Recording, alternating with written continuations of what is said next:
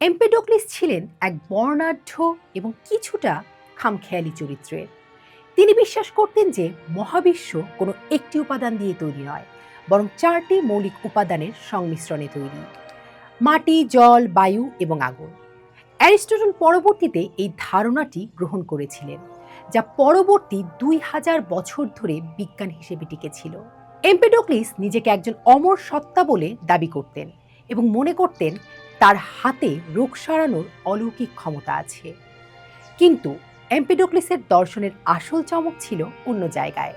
তিনি প্রশ্ন করলেন, এই চারটি উপাদান নিজে থেকে একে অপরের সাথে মেশে কেন?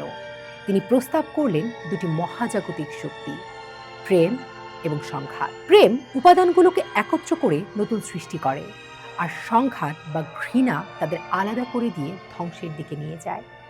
প্রেমের প্রভাবে জগৎ একটি একক গোলকে পরিণত হয়, আর ঘৃণার প্রভাবে তা বিশৃঙ্খল হয়ে পড়ে। পুরো মহাবিশ্ব এই দুই শক্তির এক চিরন্তন এবং চক্রাকার লড়াইয়ের খেলা।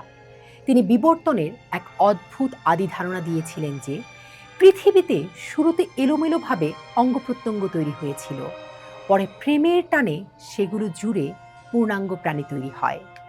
এম্পেডোক্লিসের জীবন অবসানও ছিল তার দর্শনের মতোই নাটকীয়।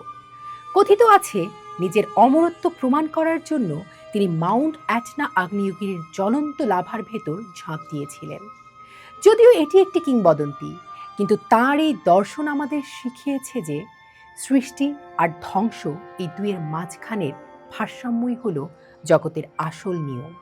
তিনি বিশ্বাস করতেন আত্মা অমর এবং তা বারবার ফিরে আসে।